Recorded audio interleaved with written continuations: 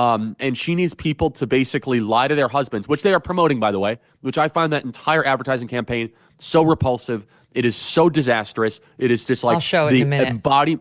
It is the embodiment of the downfall of the American family. I think it's so gross. I think it's so just nauseating where this wife is wearing you'll show it, wearing the American hat. She's coming in with her sweet husband who probably works his tail off to make sure that she can go, and have a nice life and provides for the family. And then she lies to him saying, oh yeah, I'm going to vote for Trump. And then she votes for Kamala Harris as her little secret in the voting booth.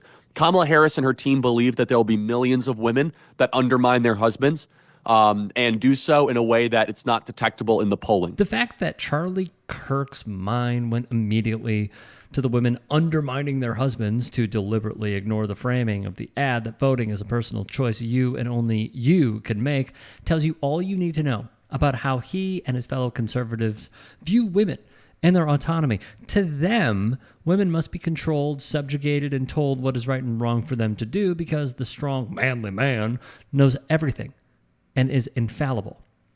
A real strong man, by the way, wouldn't let bullying from random people online get to him so much that he couldn't smile with his teeth showing in public anymore, or feel like he had to edit out a pair of earplugs from a picture at a college football game after getting trolled on Elon's hate platform. But these are the losers working to set and spread the conservative agenda. And if I found out Emma was going into the voting booth and pulling the lever for Harris, that's the same thing as having an affair. That to me, oh my God. Yeah, you heard that right. Jesse Waters of Fox News just equated his wife secretly voting for Harris to having an affair. If there's one person at Fox News who you didn't want to say this, it's probably Jesse Waters, because recall this. When I was trying to get Emma to date me, first thing I did, let the air out of her tires. She couldn't go anywhere. She needed a lift. I said, hey, you need a lift? She copped right in the car. Does she know this story? No, she doesn't know the story. Does she watch the show? The Jesse Jr. does. You're basically the Zodiac killer. It has a happy ending.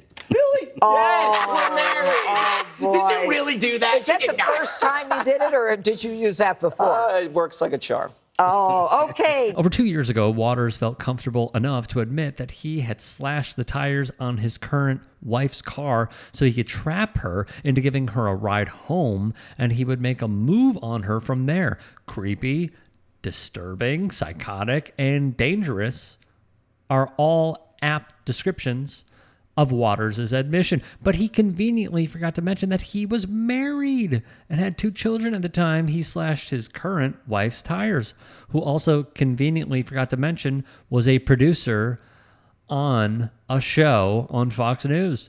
After Waters' ex-wife filed for divorce after learning of the affair, Waters came clean to Fox execs and transferred his current wife, Emma, to a producer role on Laura Ingram's show because, well, she worked for his. I think we can all agree cheating on your wife and mother your 2 children with your direct underling is far more immoral, hurtful, and damaging than making a personal choice about who you want to vote for.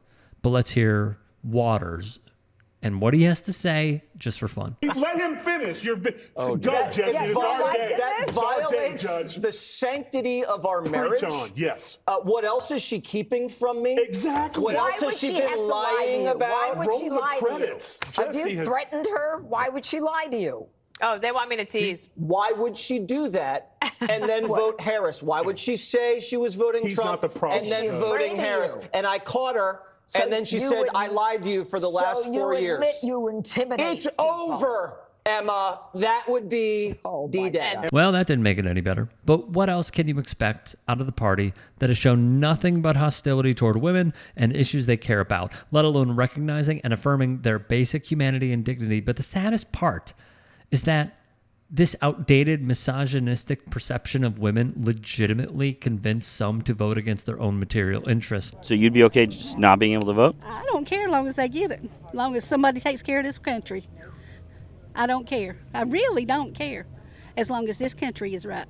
Do you want to vote for Kamala Harris? Are you saying you don't? Are you saying you don't mind if your right to vote would be taken away? I don't care. I know what I want. I know what I want. But you wouldn't be able to get what you want if you can't vote for it. I don't care. I've told you 3 times, I don't care. Will you be voting for Mark Robinson? Definitely. No doubt. No doubt. Does any of the stories that have come out about him concern you? No, not a bit. Not a bit. It's hard to describe just how infuriating it is to hear someone admit that they'd be fine with throwing away one of their most fundamental rights when just a little over 100 years ago, that right didn't even exist. Now, what would be really interesting is to see how this MAGA woman would address this voter. A poll tax certificate from 1960. This is when we had to pay poll tax. You had to choose between feeding your family or voting. You only made $2 a week because you didn't have jobs that we have today. Okay. So a lot of us didn't vote because that was voter suppression. We decided to feed our family. What do? Vote or feed your family. And what year was this, ma'am? 1960. And this is yours? This is my original. Wow. I have the original. This is amazing. Yeah. Awesome. Thank you.